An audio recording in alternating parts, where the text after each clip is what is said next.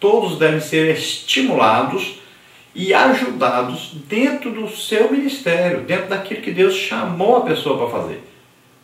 E não fora disso. Cada um foi chamado para fazer uma coisa dentro da igreja.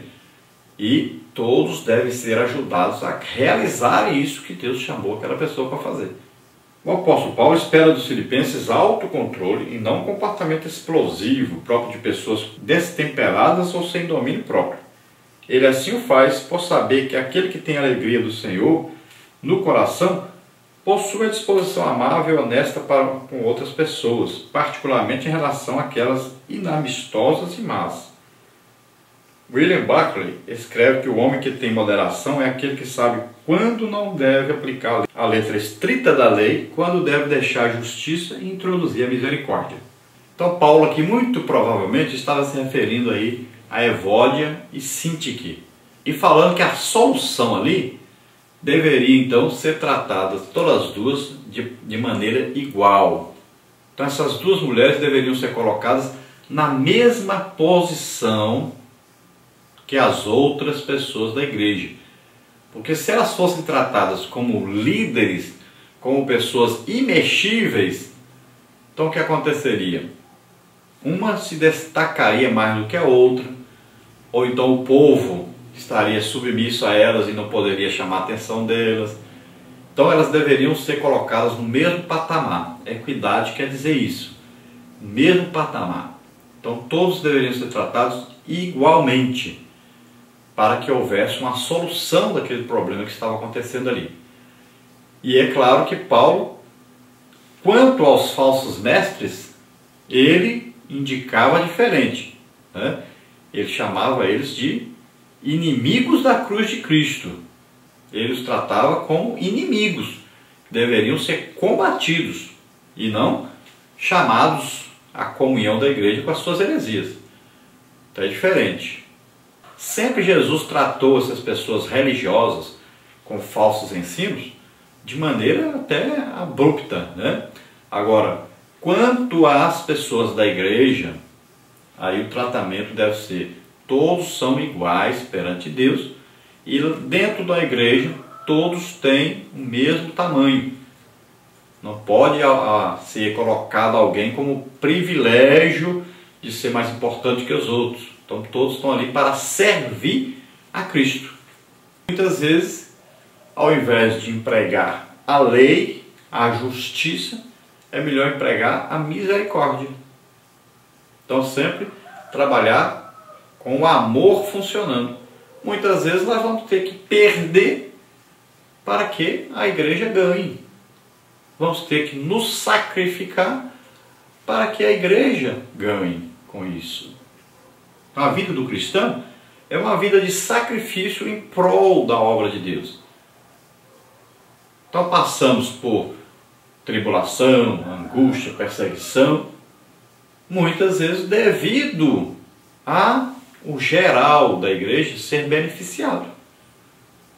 Então se é para almas serem salvas, almas serem ganhas, pessoas permaneçam salvas, se é preciso você passar por problema por causa disso, passe o problema, sofra o dano no lugar dos outros, para que a igreja tenha o benefício, a igreja saia ganhando, para que as pessoas continuem salvas, que as pessoas continuem fazendo a obra de Deus. Na parte 3 nós temos aí a singularidade da paz de Deus. Tópico 1, a alegria desfaz a ansiedade e produz a paz. Tópico 2, a paz que excede todo entendimento. Tópico 3, uma paz que guarda o coração e os sentimentos do crente. Tópico 1, a alegria desfaz a ansiedade e produz a paz. Além de gerar equidade, a alegria do Senhor desfaz a ansiedade, pois esta contraria a confiança que afirmamos ter em Deus. Então o que é essa ansiedade? É uma preocupação, é uma ocupação antes da hora, é se preocupar excessivamente com o futuro. Então essa ansiedade é uma prova de falta de confiança em Deus, de falta de fé em Deus. Precisamos crer que Deus está no controle de tudo. Então tudo vai dar certo de acordo com Deus. Deus está no controle. Não precisamos nos preocupar além da medida, porque nós estamos fazendo as coisas para Deus, estamos vivendo para Deus, Ele vai estar no controle da nossa vida, daquilo que nós estamos fazendo para Ele. Então, a nossa preocupação não vai mudar nada. Então, quando estamos vivendo alegres no Senhor, estamos cheios do Espírito Santo, nós vivemos alegres, não ansiosos. Nada pode tirar nossa paz, perturbando-nos a mente e o coração. As nossas petições devem ser feitas humildemente, com ações de graça, em reconhecimento à misericórdia do Senhor, ao mesmo tempo em que confiamos na providência do Pai Celeste. Então não podemos deixar que nada nos perturbe ou nos atrapalhe fazermos a obra de Deus. O diabo, ele lança, coisas contra nós, vem tentando de todas as maneiras nos parar. Olha, o diabo, ele entra naquelas pessoas que estão na igreja, mas que estão vivendo em pecado, e essas pessoas começam a combater aqueles que estão fazendo a obra de Deus, que estão produzindo no reino de Deus. Então ele usa essas pessoas. E era o que estava acontecendo na igreja de Filipos. Os falsos mestres estavam se introduzindo e tentando de todas as maneiras atrapalhar o avanço da obra de Deus aí em Filipos. Isso acontece muito dentro da igreja. Pessoas que estão vivendo em pecado e que são usadas então para atrapalhar aqueles que estão produzindo. Então a igreja às vezes está uma bênção, produzindo, ganhando almas, evangelizando, está unida em torno de Cristo e não em torno de uma pessoa, de um homem.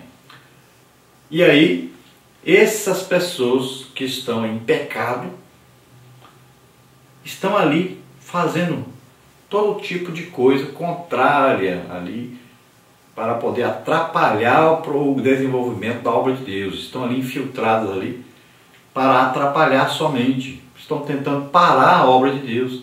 Estão tentando substituir a alegria do Espírito Santo pela alegria humana. Ao invés de ter aí um evangelismo, eles estão em banhos, em jogos de futebol, estão em diversão por aí.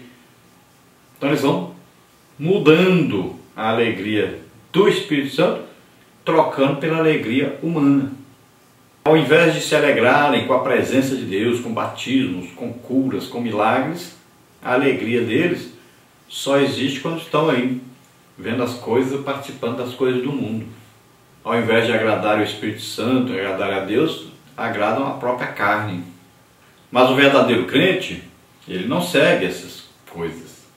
Ele está alegre com Deus, permanece firme em Deus, e nada o desestabiliza, nada o tira do verdadeiro rumo.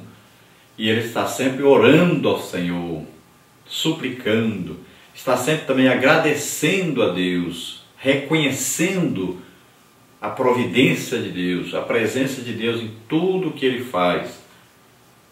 Então o crente verdadeiro, ele está sempre ocupado na oração, na meditação na palavra de Deus, nos jejuns, na evangelização, está produzindo almas, ele está sempre buscando as coisas do Espírito Santo, buscando as coisas de cima e não as de baixo, está sempre procurando o galardão lá em cima e não aqui na terra. Então Paulo diz que a nossa oração deve ser conhecida diante de Deus. Então oração, súplica e agradecimento, ação de graça. Tópico 2, uma paz que excede todo o entendimento. No versículo 7 o apóstolo fala acerca da paz de Deus, que excede todo o entendimento. Ficando claro que a alegria e a paz são recíprocas entre si. Não há alegria sem paz interior. Esta é a decorrência daquela. Essa paz vem do próprio Jesus. Deixe-vos a paz, a minha paz vos dou. Não vou-la dou como o mundo a dá. Então que paz é essa? É a mesma coisa lá onde nós lemos. Olha, o reino de Deus é paz, justiça e alegria no Espírito Santo. Essa paz aí também é o quê? É um milagre de Deus. Essa paz é produzida quando nós nos arrependemos dos nossos pecados, aceitamos a Jesus como Senhor e Salvador. Então existe agora uma paz entre nós e Deus. Antes estávamos separados, agora existe paz, Jesus nos reconciliou com Deus. Então essa paz é sentida por aqueles que estão em comunhão com Deus. Então essa paz vem o quê? Da presença de Deus, da presença do Espírito Santo em nós. Em síntese, a paz de Deus transcende qualquer compreensão humana, pois não há como discuti-la filosófica ou psicologicamente. Há casos em que somente a paz de Deus acalma os corações perturbados. É a paz divina que excede, ultrapassa ou transcende a todo entendimento, pois não depende das circunstâncias. Não importa, então, a situação pela qual estamos passando. Não importa a perseguição, não importa se é doença, não importa se é problema financeiro, não importa a situação que você está, você continua em paz com Deus, com certeza da salvação e com a alegria dentro de si, porque é a alegria do Espírito Santo. Então o crente vive aí em paz com Deus e alegre, feliz, porque isso é milagre de Deus, é produzido pela presença de Deus em nós, do Espírito Santo, através do Espírito Santo, e isso só é possível quando nós estamos em Cristo, estamos com a certeza da salvação, estamos com a certeza do perdão de Deus, da misericórdia de Deus sobre a nossa vida. Então isso não é uma coisa que é entendida humanamente. Não adianta tentar explicar para uma pessoa que não é crente, que não é salva, sobre isso. Ele não vai entender. Quando a gente fala com alguém que nós somos salvos, eles dizem, eu também sou. Mas sem ter essa certeza produzida pelo Espírito Santo em nós. Então eles não compreendem o que nós estamos falando. O que nós estamos falando? Muitas vezes ignoram isso, falam mal disso, dizem que é absurdo. Então, por quê? Porque não tem essa certeza, não tem o Espírito Santo lá dentro para confirmar. Então o crente não. O crente tem certeza da salvação, porque ele vive em paz com Deus, ele sabe que ele está em Cristo, é Jesus que levou os nossos pecados sobre ele, é Ele que nos justifica. Não somos nós que nos justificamos diante de Deus. Tópico 3, aí uma paz que guarda o coração e os sentimentos do crente. Ainda no versículo 7, lemos que essa paz dada por Cristo guardará os vossos corações e os vossos sentimentos em Cristo Jesus. O texto fala de coração e sentimento, cidadelas dos pensamentos e das emoções que experimentamos no cotidiano. Então é como se dissesse, guardará a vossa alma, onde está aí a sede dos nossos sentimentos, das nossas emoções. Então Deus nos guarda, aí nos protege, nos livra, e Ele está presente. Então nossa alma, que é a alma que é responsável pelo intelecto, pela inteligência, pela decisão, então a alma está aí com certeza de salvação, certeza de ser purificada pelo sangue de Jesus. Então a paz de Deus é uma espécie de muro em torno de uma casa, objetivando protegê-la dos perigos externos. Ela torna-se um guarda fiel para o crente, que saibamos em Cristo ouvir o belo conselho do sábio sobre tudo o que se deve guardar. Guarda o teu coração, porque dele procedem as saídas da vida. Então aqui sempre guarde a sua alma. Aí a alma deve ser cercada com esse muro da paz, da alegria com Deus. A alma deve estar protegida pela certeza da salvação. Porque a alma que tem o poder da decisão, o poder de controlar todo o nosso ser. Ou nós vamos para o lado do Espírito Santo, que mora em nós, no nosso espírito, ou nós vamos para o lado do corpo, que nos conduz para longe de Deus, ou para o pecado. Então a alma que tem esse poder de controle. Então a alma deve ser alimentada constantemente pela palavra de Deus,